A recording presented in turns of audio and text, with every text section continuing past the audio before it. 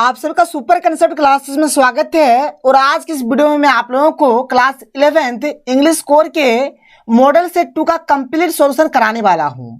और इससे पहले मैंने मॉडल सेट 1 का कंप्लीट सॉल्यूशन करा दिया है। अगर आपने उस वीडियो को नहीं देखा है तो सबसे पहले आप लोग उस वीडियो को देख लीजिए। देखिए यहाँ पर आप लोगों का जितना भी क्वेश्चन है, हर एक क्वेश्चन का जो आंसर होने वाला है बहुत ही सिंपल तरीके से और इजी तरीके से बताऊंगा। आप लोग वीडियो पर कंप्लीट बने रहें। और अगर आप लोग हमारे चैनल पर पहली बार आए हैं तो चैनल को सब्सक्राइब करने के साथ साथ बेल के आइकन को प्रेस कर लीजिए, क्योंकि आप लोगों का जितना भी मॉडल पेपर आया हुआ है, हर एक मॉडल पेपर का कंप्लीट सॉल्यूशन आप लोगों को इस चैनल में मिल जाएगा। तो चलिए शुरू करते हैं और एक एक करके हर एक क्वेश्चन का जो आंसर होगा हम लोग देख लेते हैं। तो देखिए यहाँ पर सबसे पहले दिया हुआ है सेक्शन ए, और ये जो सेक्शन ए है ये हमारा पैसेज है। यहाँ पर टोटल मिलाकर 7 क्वेश्चन दिया हुआ है और 7 में से मात्रा में 5 ही प्रश्न का यहाँ पर उत्तर देना है। देखिए यहाँ पर जो पैसेज है ना, इसको सबसे पहले आप लोगों को पढ़ना पड़ेगा। फिर नीचे जो भी क्वेश्चन होगा सबसे पहले आप लोग क्वेश्चन को देखिए और क्वेश्चन का जो आंसर होगा इस पैसेज के अंदर से ही आप लोगों को आंसर मिल जाएगा। लेकिन कैसे ढूंढना है ये चीज यहाँ पर मैं आपको समझा दूंगा। और हर एक क्वेश्चन का जो आंसर होगा ना, हर एक क्वेश्चन का यहाँ पर मैं आपको आंसर बताऊंगा, आपको बिल्कुल टेंशन नहीं लेना है। तो चलिए सबसे पहले हम लोग यहाँ पर क्वेश्चन को देख लेते हैं कि क्वेश्चन क्या क्या दिया हुआ है और आप लोग आंसर को किस प्रकार से ढूंढेंगे देख लीजिए यहाँ पर। तो हम लोग देख लेते हैं सबसे पहले क्वेश्चन नंबर 1। जैसे आप लोग देख सकते हैं हमारे पास जो क्वेश्चन नंबर 1 है क्या है देख लीजिए। तो यहां पर देख लीजिए क्वेश्चन नंबर 1 क्या है कि why does the developed world heaven is in making rapid progress in the digital revolution. इसका मानी हो गया कि विकसित दुनिया को डिजिटल क्रांति में तेजी से प्रगति करने में बढ़त क्यों है। देखिए अगर बात किया जाए डिजिटल क्रांति का, यानी अगर हम लोग बात करें डिजिटल दुनिया का, तो अभी डिजिटल के मतलब अगर डिजिटल के रूप में अगर हम लोग देखेंगे ना तो हमारा जो दुनिया है पूरी तरह से डेवलप कर रही है। कैसे देखिए ध्यान सुनिए। जैसे पहले हमारे पास 1G था, फिर 2G आया, फिर 3G, जैसे अभी 4G चल रहा है और कुछ दिन बाद 5G आ जाएगा। अगर आप लोगों को याद होगा ना, अगर पहले टाइम का बात किया जाए तो कोई ऐसा बच्चा नहीं था जो मोबाइल से पढ़ाई कर रहा था। लेकिन अभी मैक्सिमम बच्चा कहा जाए तो हर एक बच्चा मोबाइल से पढ़ाई कर रहा है, चाहे छोटा से छोटा बच्चा हो या फिर बड़ा से बड़ा बच्चा हो। हर कोई ऑनलाइन क्लासेस ले रहे हैं, बहुत सारे बच्चे यूट्यूब से पढ़ रहे हैं, जैसे कि अभी आप लोग भी पढ़ रहे हैं। तो इस प्रकार से यहाँ पर जो बढ़ोतरी हो रहा है, जो रैपिड प्रोग्रेस हो रहा है, जो बहुत तेजी से जो प्रगति हो रहा है, जो बहुत तेजी से जो प्रोग्रेस हो रहा है, किसके कारण हो रहा है जो कि यहाँ पर आपको बताना है। तो ये आपका हो रहा है मॉडर्न आर्टिफिशियल इंटेलिजेंस मॉडल्स के कारण ये चीज हो रहा है। अब बात ये रहा कि सर आपने तो बता दिया इसका आंसर, हम लोग क्या रट लेंगे? नहीं बाबू, रटना नहीं है आपको। यहां पर मैं आपको पैसेज से दिखा दूंगा कि आप लोगों को उत्तर को किस प्रकार से ढूंढना है। पहले पैसेज वाला देख लीजिए। अगर आप लोग इस क्वेश्चन को पढ़कर देखेंगे ना, बहुत कुछ आपको यहां पर मतलब हिंट मिल जाएगा, जैसे कि ईज है, मेकिंग है, रैपिड है, प्रोग्रेस है, डिजिटल रेवोल्यूशन, ये सब चीज आप लोगों को बहुत सारे यहाँ पर वर्ड्स यानी कि बहुत सारे शब्द यहाँ पर आपको मिल जाता है, ताकि आप लोग पैसेज से एकदम आसानी से उत्तर को ढूंढिए। देखिए किस प्रकार से आप लोग ढूंढिएगा। चलिए हम लोग चलते हैं पैसेज में। पैसेज में चलते हैं, आपको आसानी से मिल जाएगा। देख लीजिए यहां पर साफ साफ लिखा हुआ है रैपिड प्रोग्रेस रेवोल्यूशन। ये एक्चुअल में हो रहा है किसके कारण? तो ये हो रहा है आपका यहां पर एआई मॉडल्स के कारण ये हो रहा है, आर्टिफिशियल इंटेलिजेंस मॉडल्स के कारण ये चीज हो रहा है। अब देखिए आप चाहे तो पूरा लिख सकते हैं, पूरा लिख दीजिएगा तब भी आप लोगों का गलती नहीं होगा। अगर आप लोगों को लगता है कि नहीं सर हम उतना मतलब लैंग्वेज बनाने नहीं सकेंगे, हम पूरा लिख देंगे, जो है सबको लिख देंगे, तो आप यहां से लेकर यहां तक आप लोग लिख दीजिएगा, तब भी आप लोगों का गलती नहीं होगा।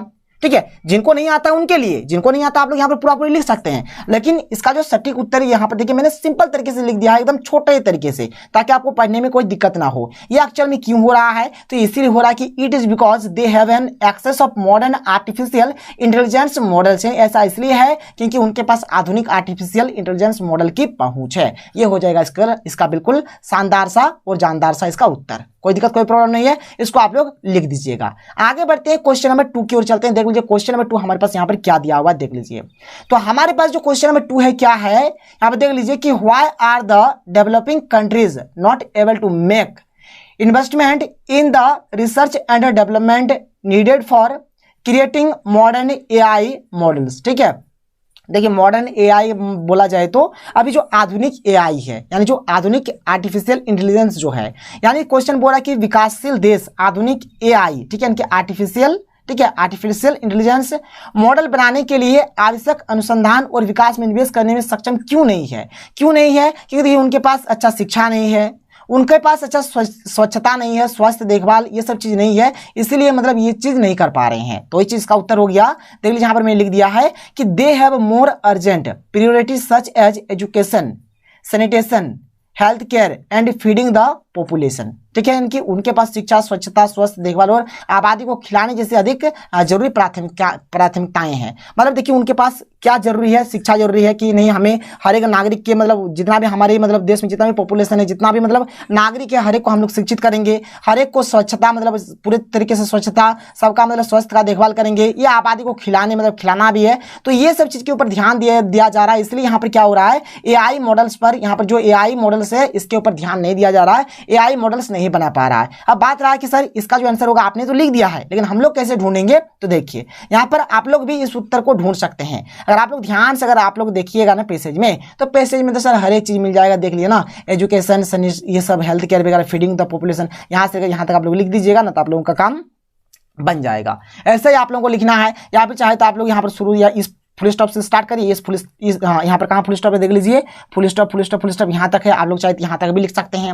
यहाँ पर देखिए यहाँ पर मैंने जो आंसर लिख दिया है ये एकदम सटीक सा उत्तर है, इसको आप लोग नोट डाउन कर लीजिएगा। इसका ये जो उत्तर हो जाएगा इसको आप लोग नोट डाउन कर लीजिए, तो किस प्रकार से आप लोगों को मिलेगा ये चीज मैं आप लोगों को समझा दिया। यहाँ पर आगे बढ़ते हैं, अगला जो क्वेश्चन है क्वेश्चन नंबर 3, यहाँ पर देख लीजिए क्वेश्चन नंबर 3 हमारे पास क्या है।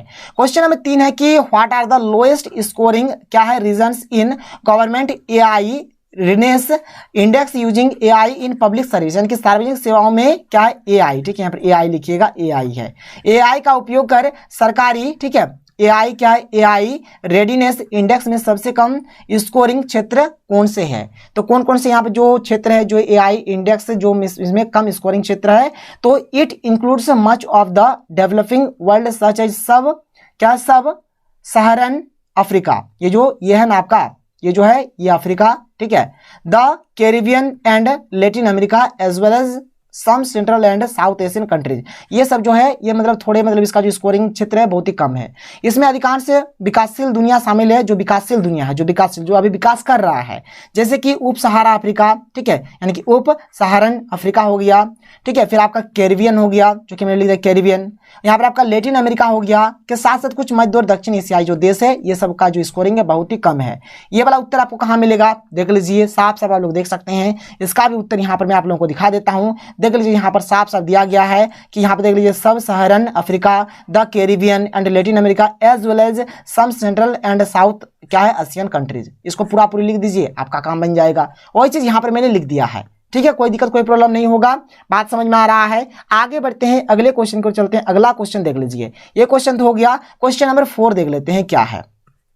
What does AI stand for, यहाँ पर एआई का जो अर्थ है, एआई का जो मतलब है, इसके बारे में आपको बताना है, ठीक है। What are some of the functions of AI, AI का क्या क्या फंक्शंस है बताना है। तो इसका उत्तर ना आपको शुरू में ही मिल जाएगा, देखिए शुरू में ही जो हमारा शुरू हो रहा है ना, एआई से शुरू हो रहा है, और इसका उत्तर यहाँ पर एकदम ताबड़तोड़ उत्तर दिया हुआ है। देखिए एआई माने हो गया आर्टिफिशियल इंटेलिजेंस, और यहाँ पर है कि it power facial recognition in smartphones and computers, यहाँ पर सब कुछ यहाँ पर दिया गया, यहाँ तक लिख दीजिएगा, आप लोगों का काम बन जाएगा। वही चीज को यहाँ पर मैंने लिख दिया है, देख लीजिए इसका जो उत्तर होगा यहाँ पर मैंने एकदम सिंपल तरीके से और ईजी तरीके से लिख दिया है ताकि आपको कोई दिक्कत ना हो। देख लीजिए यहाँ पर क्या है, it stands for artificial intelligence, यानी एआई का जो मतलब है ना, एआई का जो मतलब है क्या है, आर्टिफिशियल इंटेलिजेंस, इसका मतलब हो गया it makes the life of people easier as it powers facial recognition in smartphones and computers, translation between foreign language, जो देखिए यहाँ पर इससे क्या होता है, जो फॉरेन लैंग्वेज जो है उसका हम लोग ट्रांसलेशन करते हैं, systems which filter spam emails and identify toxic content on social media and can even detect cancerous tumours, ठीक है। तो ये सब चीज हो जाएगा, इसको आप लोग नोट डाउन करिएगा। उतना आपको यहाँ पर इंग्लिश नहीं झाड़ना है, ठीक है, ऊपर में जो चीज दिया गया उसको आप वहां से लाइए और यहाँ पर उठा के पटक दीजिए, इतना काम आपको करना है। इसका अगर आप लोग हिंदी मतलब इसका मीनिंग जानना चाहते हैं तो यहाँ पर मैंने हर एक चीज को लिख दिया, आप लोग देख लीजिए, ये हो जाएगा इसका बिल्कुल सही सा उत्तर, कोई दिक्कत नहीं है। क्वेश्चन नंबर 5 क्या कर रहे हैं कि how many countries were reported to have their our national AI क्या है strategic plans as of October 2021 में जो हुआ था यहाँ पर कितना 44 कंट्रीज का, यानी कि 44 कंट्रीज का। आप लोग देख सकते हैं अक्टूबर 2021 का बात हो रहा है, देख लीजिए अक्टूबर 2021 में जो हुआ है यहाँ पर कितना कितना है, देख लीजिए पैसेज में सब कुछ लिखा हुआ, आपको झंझट नहीं करना है। देख लीजिए अक्टूबर 2021 में कितना, तो 44 कंट्रीज है, जो कि यहाँ पर साफ साफ लिखा गया है। कोई दिक्कत कोई प्रॉब्लम नहीं है, भले ही थोड़ा सा टाइम लग रहा है लेकिन आपको हर एक चीज यहाँ पर समझ में आ जाएगा, ठीक है सर, कोई दिक्कत कोई प्रॉब्लम नहीं हो रहा है। चलिए आगे बढ़ते हैं, तो ये तो हो गया हमारा 44 कंट्रीज, इसका भी हमारा सही उत्तर मिल गया। चलिए अब यहाँ पर हमें जो अगला जो क्वेश्चन दिया क्वेश्चन नंबर 6, यहाँ पर हमें यहाँ पर हमें डेवलप्ड कंट्रीज और डेवलपिंग कंट्रीज का नाम लिखना है। तो जो यहाँ पर डेवलप्ड कंट्रीज मतलब जो विकसित हो चुका है, एक यूएस हो जाएगा, यूके हो जाएगा, ठीक है। और यहाँ पर जो डेवलपिंग कंट्रीज है, जो डेवलप कर रही है, चाइना, इंडिया, ये सब क्या हो जाएगा, डेवलपिंग कंट्रीज हो जाएगा। 7 नंबर क्या है, देखिए यहाँ पर ये जो है ना इगरनेस, इसका माने क्या हो जाएगा, इसका माने हो जाएगा कीनेस, ठीक है, इसका कीनेस इसका माने हो जाएगा। अब हमारा जो सेक्शन बी है, सेक्शन बी है, आप लोग देख सकते हैं, सेक्शन बी हमारा है राइटिंग वाला, ठीक है। और यहाँ पर जैसे कि हमें यहाँ पर बोल रहा है कि answer any 2 of the following, यहाँ पर मात्र 2 ठो का उत्तर देना है, 2 क्वेश्चन का उत्तर देना है, नॉट मोर देन 100 वर्ड्स, 100 शब्द से ज्यादा नहीं होना चाहिए, ठीक है।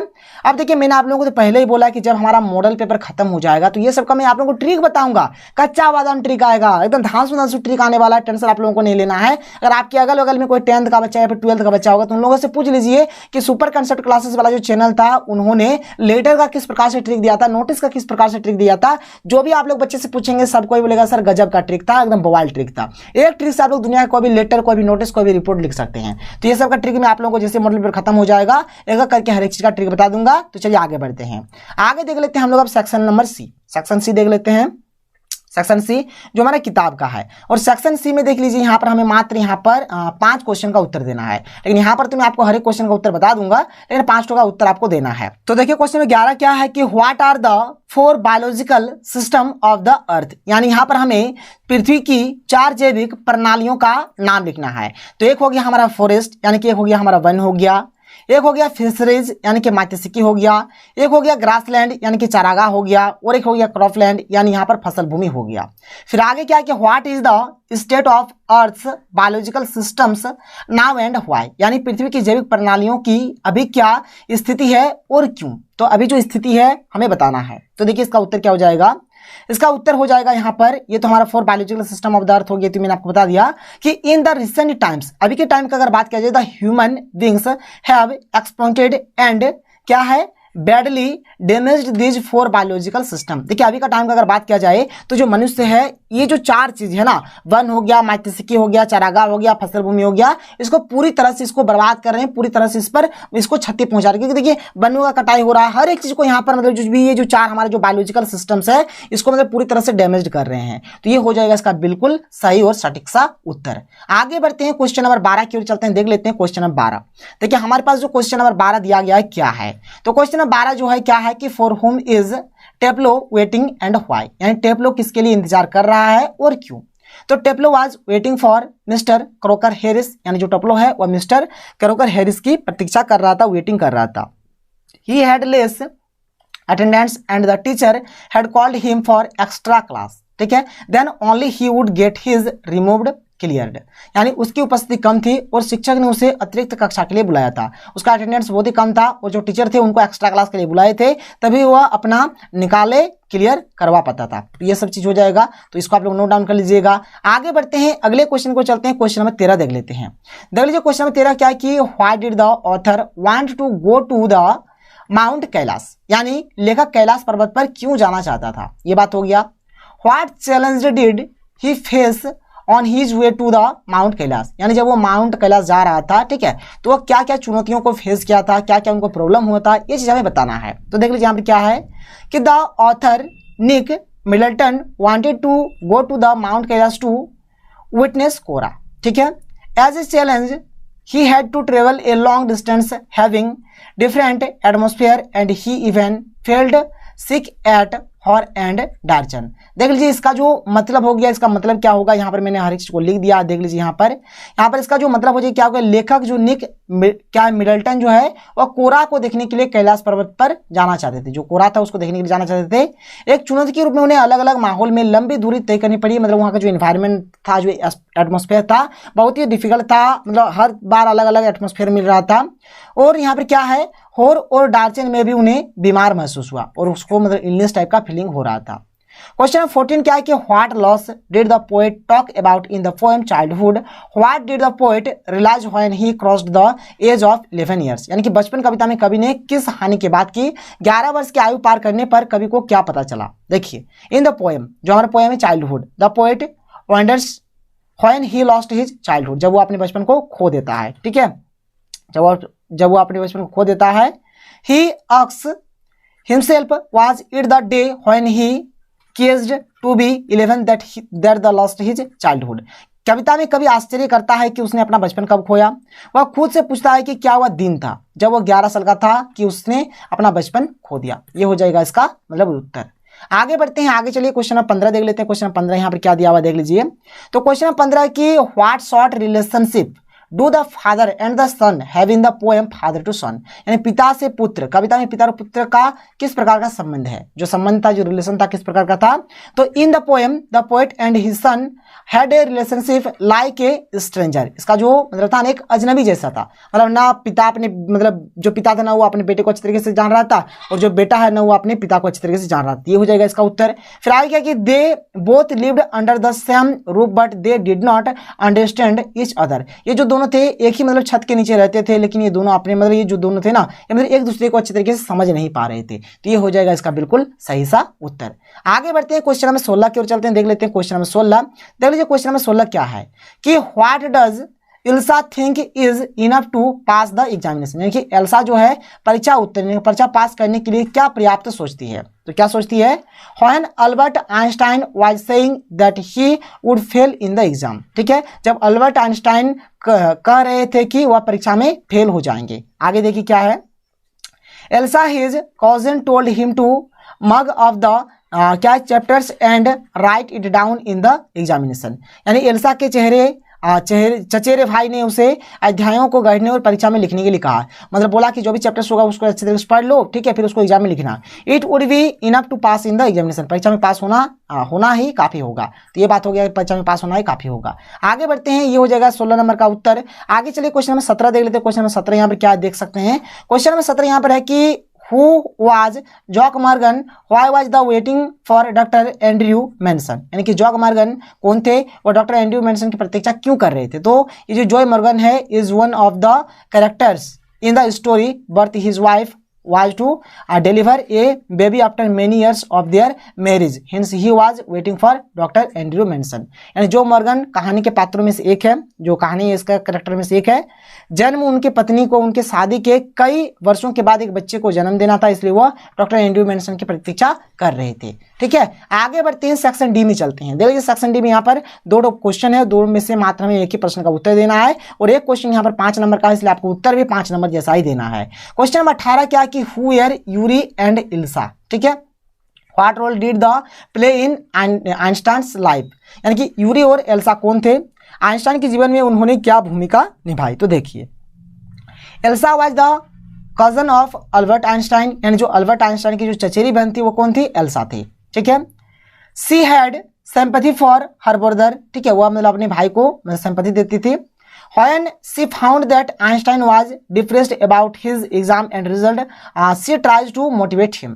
आगे देखिए यहाँ पर क्या है कि जब उसने पाया कि आइंस्टाइन अपने परीक्षाओं परिणामों के बारे में उदास था, तो उसने उसे प्रेरित करने की कोशिश किया, उसको मोटिवेट किया। She says that Einstein did not have to know anything.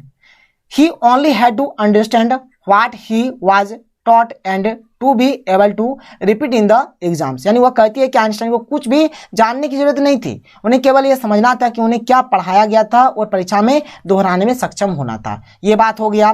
फिर आगे देखिए यहाँ पर आगे और लिखा गया है, फिर आगे देख लीजिए यहाँ पर आगे और क्या क्या लिखा गया है कि Yuri was the friend of Einstein, जो यूरी थी यूरी आइंस्टाइन का मित्र था। He helped Einstein to find a doctor who could certify that Einstein was having a nervous breakdown and he should not go to school, यानी क्या उन्होंने Einstein को एक doctor खोजने में मदद की जो यह प्रमाणित कर सके कि आइंस्टाइन को नर्वस ब्रेकडाउन हो रहा है और उन्हें स्कूल नहीं जाना। ठीक है, he even finds the doctor who gives him the medical certificate that he needed। फिर आगे देख लीजिए यहाँ पर आगे मैंने क्या लिख दिया, देख लीजिए यहाँ पर। तो यहाँ पे देखिए आइंस्टाइन को जो दोस्त था उन्होंने उस डॉक्टर को भी ढूंढ लिया जिस मेडिकल सर्टिफिकेट का आइंस्टाइन को जरूरत था। तो ये हो गया यहाँ तक। फिर आगे क्या कि these where the only 2 people who had an understanding for the little Einstein and they supported Einstein all the time, यानी ये केवल 2 लोग थे जिन्हें छोटे आइंस्टाइन के लिए समझ थी और उन्होंने हर समय आइंस्टाइन का समर्थन किया। तो ये हो जाएगा इसका प्यारा सा उत्तर। आगे बढ़ते क्वेश्चन 19 देख लेते हैं जो कि हमारा लास्ट क्वेश्चन है, देख लीजिए क्या है। तो देखिए क्वेश्चन 19 क्या है जो कि हमारा लास्ट क्वेश्चन है, क्या है कि describe the character of Taplow in the play the Browning Version. देखिए यहाँ पर आप लोगों का जो एक नाटक है जिसका नाम है द ब्राउनिंग वर्जन, ठीक है, इसमें जो टेप्लो का जो चरित्र था, जो कैरेक्टर था, किस प्रकार से था आप लोगों को बताना है। तो देखिए इसका उत्तर क्या हो जाएगा कि Taplow is a character in the play the Browning Version. जो आपका ये जो चैप्टर है द प्ले ब्राउनिंग वर्जन, ठीक है, इस चैप्टर में क्या था, टेप्लो को जो था वहां पर एक मतलब कैरेक्टर था, एक पात्र था इस चैप्टर का। We found him to be waiting for Mr. Crocker Harris at his house। यानी हमने पाया कि वो अपने घर पर मिस्टर क्रोकर हैरिस की प्रतीक्षा कर रहा था। क्यों कर रहा था? तो he had to take extra class because of his shortage of attendance, then only he would get his removed cleared। देखिए यहाँ पर बात यही है कि मतलब बहुत ही कम स्कूल वगैरह गया था, उसका अटेंडेंस बहुत ही कम था, बहुत ही शॉर्टेज था, इसलिए वो एक्स्ट्रा क्लास लेना चाहता था ताकि जो भी उनका मतलब दिक्कत, जो भी प्रॉब्लम वगैरह है वो चीज दूर हो जाए। फिर आगे देख लीजिए यहाँ पर आगे और क्या दिया गया, आप लोग देख सकते हैं यहाँ पर मैंने आगे और लिख दिया है। यहाँ पर पढ़िए यहाँ पर क्या क्या लिखा हुआ है एक करके हर एक चीज को। तो यहाँ पर लिखा हुआ है कि from the conversations between Taplow and the science teacher Mr Frank, ठीक है, यानी टेप्लो और विज्ञान शिक्षक मिस्टर फ्रैंक के बीच हुई बातचीत, ठीक है, we come to know a lot about Taplow, यानी हमें टेप्लो के बारे में बहुत कुछ पता चलता है। क्या क्या पता चलता है देखिए कि he was a talkative boy who was a sycophant as well, ठीक है, he was good at mimicry, he was copying the dialogue of Mr. Crocker Harris। यानी यहाँ पर बोला गया कि वह एक बातूनी लड़का था जो एक चाटुकार भी था, मतलब किसी का मतलब आवाज को मतलब जैसे मिमिक्री करता है ना, जैसे देखिए साउथ मूवी आप लोग देखते होंगे, साउथ फिल्म का जो हीरो होता है उन लोग हिंदी वगैरह नहीं जानता है, उन लोगों को जो मतलब बोलता है तेलुगु भाषा पे या फिर मतलब जो भी मतलब अलग भाषा में बोलता है तो अलग टाइप का लगता है, तो उसको क्या जाता है, उनको वॉइस दिया जाता है जिसको हम मिमिक्री बोल सकते हैं, ठीक है।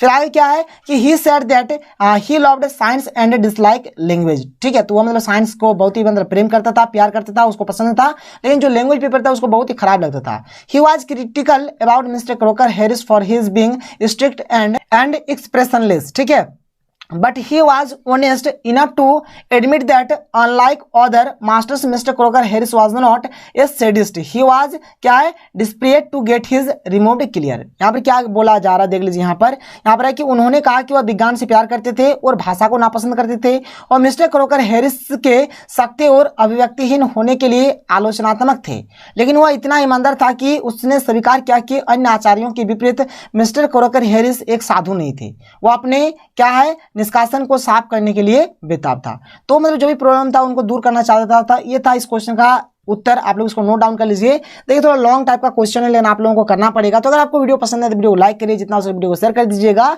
तो मिलते हैं अगले वीडियो में। थैंक यू, जय हिंद।